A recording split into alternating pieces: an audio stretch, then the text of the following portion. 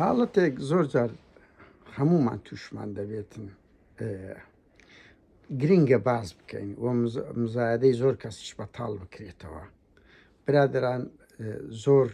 ڕووداو دێتە پێش ئەگەر دەسەڵات بیکە لەگەر هاوڵاتێک ئەرز و ئەسمانی فەرقە. ئەگەر ئاغا و سەرۆک خێڵ و سەرۆک جاش و بەرپرسێک بیکە دووبارە لەگە خەڵکێکی هەژار ئەرز و ئاسمان فەرقە. بابێن لەو ڕوانگەوە بڵین مەسەدەن هاوڕەگەز خوازی دیاردەیەکی زۆر قێزەوەنە لە کۆمەلگای کوردەواری، بەڵام تویژدانتان چەند بەرپرستان زانیە کە هاوڕەگەز خوازە یان چەند ئافرەت تازانیە کە لەش فرۆشە، بەڵام ماکتی هەیەیان ماکتوە دەسەڵاتی هەیەیان ناودەنگێکی بەشێک لە کچە مۆدیلەکان کە بە ئاشکا دەبینرێ شەو ڕۆژێک دەبنا خاوەنی شقۆڤی لەو خانی کەچی خواتانەوێنیان لەگەڵ بگرن.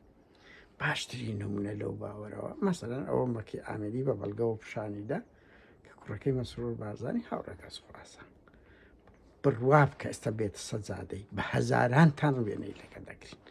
بەڵام ئەگەر یەکێک کوڕە هەژار هاوڕەگەز خوازبی بە هەزارانتان تفنالەتی لێکەن لە کاتێکدا دیار دەکە گە قێزەوەن بی دەوی بۆ هەمووان قێزەوەن بی وایە نا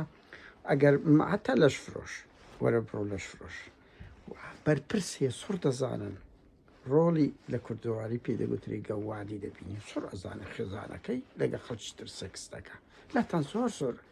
خواشتانە بگەنەکن بەرپرسەکەی وێنەیەکی لەگە بگرن بەشێکتان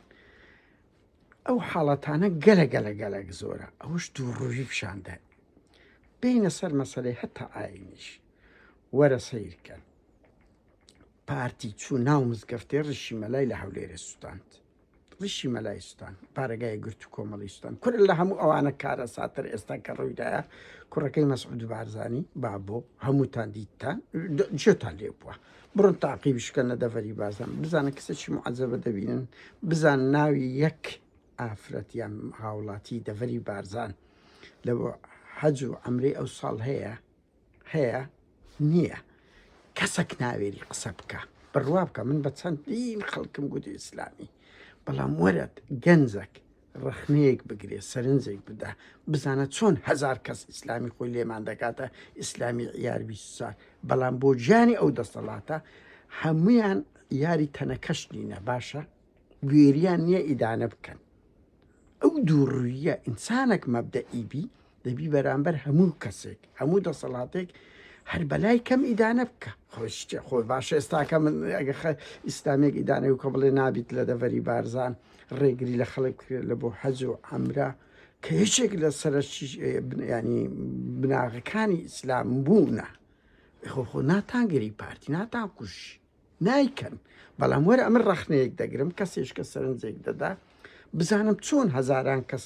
ئەوە دەبێت لەسەر مەسەڵەن سام دوێنێ و پۆستەی خۆم دیت لەسەر گڵاوی سەگ ئەڵێن بابە گڵاو نییە ئەوە لە هەموو دنیا مامەڵەی لەگە دەکرێت تەقریر تۆ بینیە هەزار کەس لێم هاتە جواب و بەشەشیان لەگەر ئەو پەرڕێز بەشیان گفتوگۆ دەکەن کە زۆر خۆشە ئێمە گفتوگۆ لەگە یەکتر بکەین بەشیان بە نزمترین و شەق ئیهانەت دەکەن باشە بۆ یعنی زمانشکە نیە ئەو دوو ڕوویەتان چی ئەوە حەج و عەمرە هەیە یەکێتی زانان دەچی بەیان نامە لەسەر درۆن دەرەکە بەس ناوێریە سەر قەدەغەکردنی حەج و عەمرە بکاتن و جلد لەبەرکردنی ئیسلامی بکە، بەڵام دی قسە لەسەر درۆن دەکە برادر ئەو دوو ڕوویە زۆر گەورەیە هەتا لەسەر گڵاوی سەگ ئەو وڵاتە ئەوڕۆپیانە هیچی ئەوە نییە لۆ بەپێی ئەو ژینگەی دروست کرا ژینگەیەکی ئەوڕۆپی لیبرالی ئەلمانی دروست کرایە هیچی لەگە ئەساسی ئیسلام ناگونجێ لە هیچ بوارێکدا کەچی بە ئێستا بوار بدە بە ملیۆنی دێتن بە ملیۆنی دێت لە کاتێکدا ئەو پارێ وەردەگیرێ بەشی شوێنی دیسکۆیە شوێنیش فرۆشیە لە هەندێک وڵات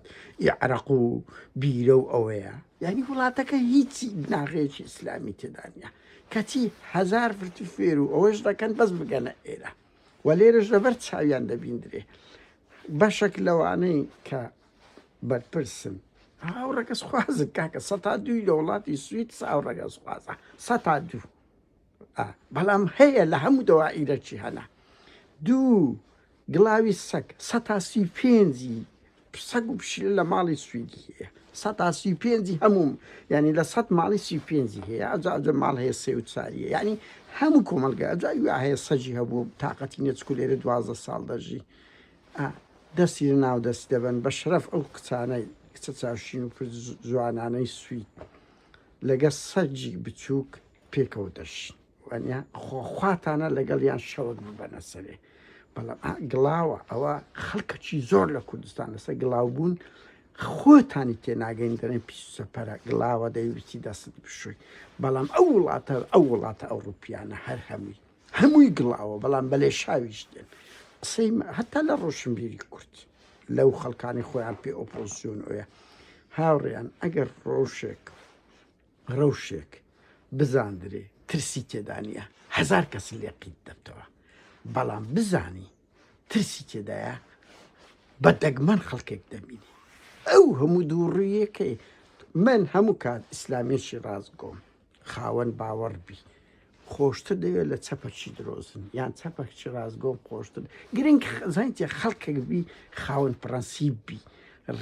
یعنی ڕێز لە مەبادیئی خۆت بگری ئەو ئیدیاانەی دەکەی لە ژیانی ڕۆژانە جێبەجێ بکەیت بەڵام کاتێک دەبینی تۆ ئەوە لە کۆمەلگا عشایریشەوە ئاغا و سەرۆک خێڵ و مستەشار و ئەوانە هەزاران فعلی قۆڕیان هەبووە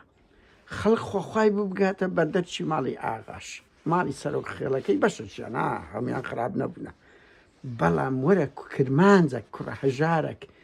سەتایەکی ئەو فعلی قماری کردبی مەشرۆبی خواردبی کەتە دووژنان مەسەلەن ملپان بیتن کورە هەیەیان بووە لەو سەرۆک خێڵانە ژنی لە بۆ ئەم نەگان بردە خۆخواتان بۆ بگەنە بەردەرگەیان بەشەکتان کەچی ئەگەر کوڕە هەژارێک عاشقاتی لەگە کچەکی بکاتن لاتان تاوانە قسەی ما ئەو دووڕوویە واز لێبین ئەگەر مەبدەئین لۆ هەموو ڕووداوک بن ئەگەر ناو مزایدانە مەکەن ئەوەش شمولی هەر هەموو بیر و باوەڕێیەکەوە نییە بڵێن بەس بیر و باوەڕەکە کاتەش خۆش